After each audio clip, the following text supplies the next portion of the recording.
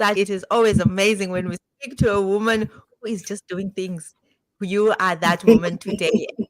We at the FastLane, myself and Inga here today, we want to say, woman, we honor you. Sure. We want to honor you. We don't, there's this pull a sister down. We are like, no, we are not about that. We are about pulling a sister up and saying, big up to you.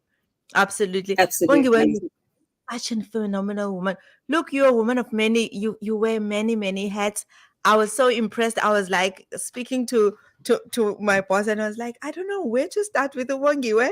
Because she's old. I don't know I don't know what time she goes to bed. But a little bit about Aw. Bongiwe to you at home. Bongiwe Mbunge, she's a partner at Mazars. This is a woman who's done so many things. She's a registered auditor. So Bongiwe is a registered auditor. She's a qualified chartered accountant. She spent 12 years of her career in the accounting and external auditing departments. She's been working and managing varied assurance and engagements.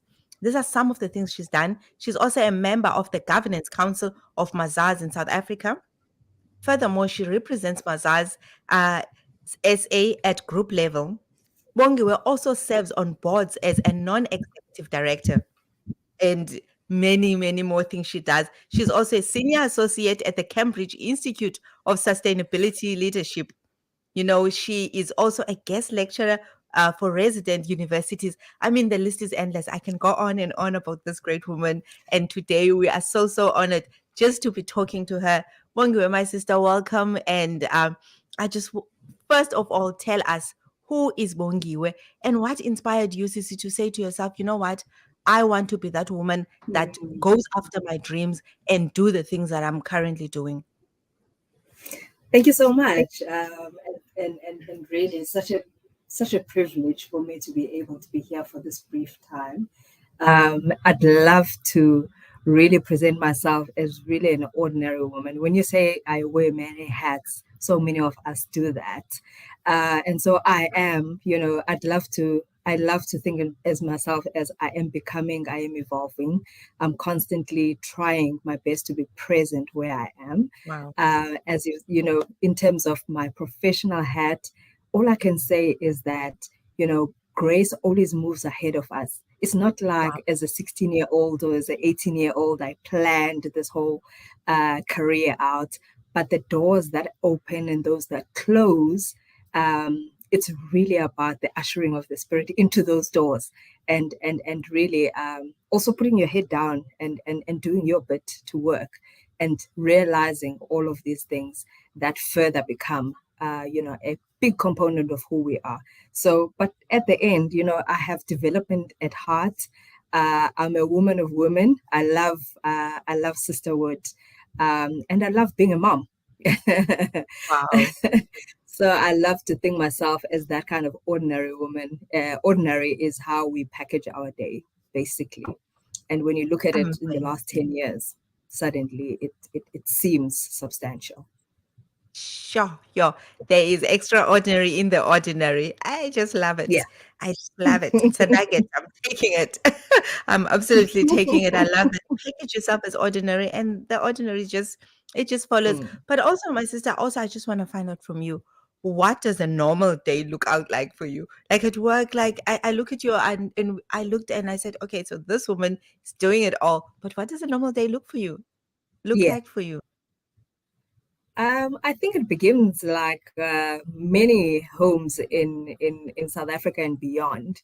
The rush and the school run, the getting the kids ready and wanting to usher them out of the house in time.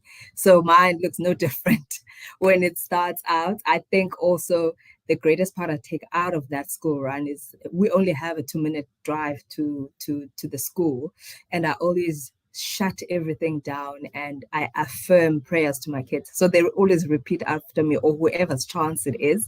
And that really is amazing to start the day, to remember, your makeup actually, and all your potential.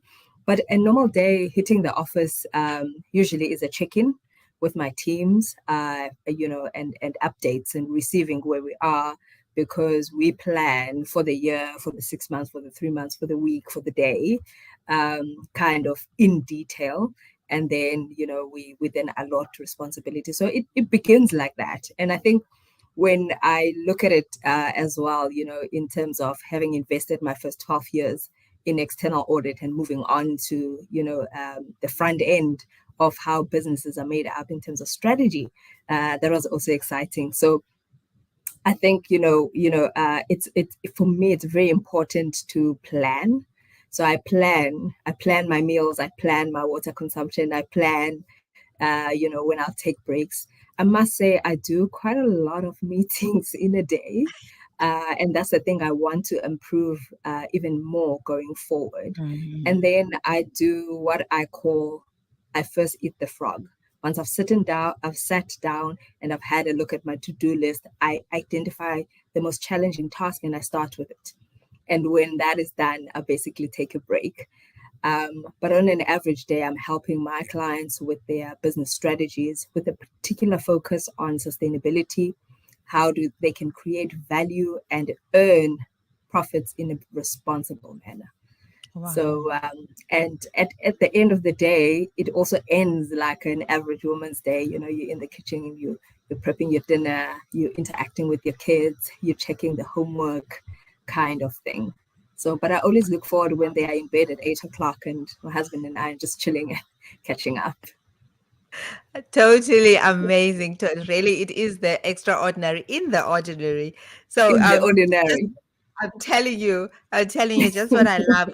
But I want to know from you, how do you juggle all of this? Look, as mothers, I know, and sometimes it's a lot, and your mother, your wife, you're a career woman, and you've got a demanding career, and like we said, it's not just one thing that you're doing a few things, and sometimes it, how do you juggle all of this and be able to, because people will be saying, oh no, I wouldn't be able to do it, but what do we take out from people that have already done it? In Xhosa, I would say, inyathi ibuzwa phambili. How do you juggle? I think the devil is in the detail. I'm pedantic about planning. I'm a structure person, and I carry out as much according to plan as possible. And that keeps me very relaxed, very calm. And it works. It works for me. We tick our goals, we achieve what we want to achieve.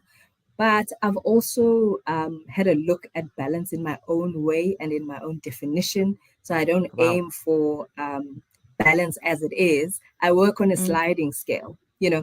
Other weeks are hectic and I do the minimum. Other weeks I can drop off my kids. I can be at the tennis court and watch them play and then go to the ballet concert like we did last night. As long as those features somewhat feature in a week or 2 week time, I call it a sliding scale, and I love it. I love a sliding scale because I'm not aiming for black and white. So, 10 out of 10. I exercise grace on myself in that way. Oh wow, you are such a formidable. I love that. Let's exercise grace. Let's not be too hard on ourselves. And I love, you get to do these things. You get to go to the ballet, and at the same time you get, and look, today didn't work, but tomorrow, hey, let's try and see what what we're taking out. I love that, the grace. I think we all need a bit of grace, especially when we're harder on ourselves than we are on others. Absolutely. Oh wow. Bongiwe, I do want you to give some words of encouragement. Women out there, the reason we wanted to always just come and highlight is because we know that you ladies are out there, you're doing amazing things, and no one ever says to you, hey, we see you. And to another woman out there, what do you want to say to women out there? And also to the youth, because they're coming up, they're obviously looking on to us, words of encouragement.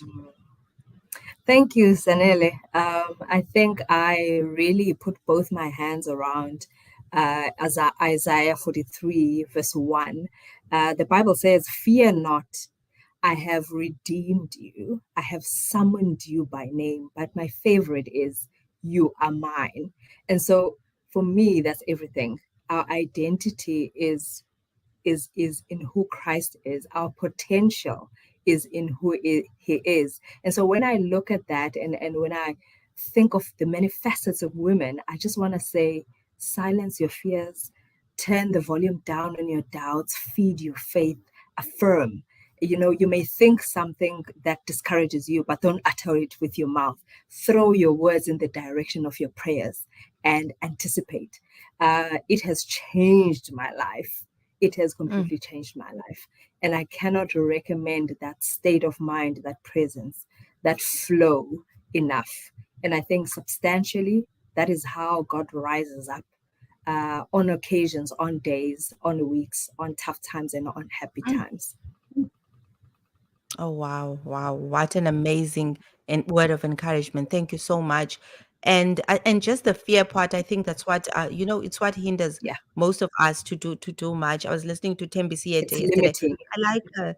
And she also said, the first thing she said, just silence the fear. So you just Yeah. reiterate that. I'm like, okay, Jesus, you are speaking too loud, but I hear you. So for everyone out there, really, as you've said, let's silence the fear.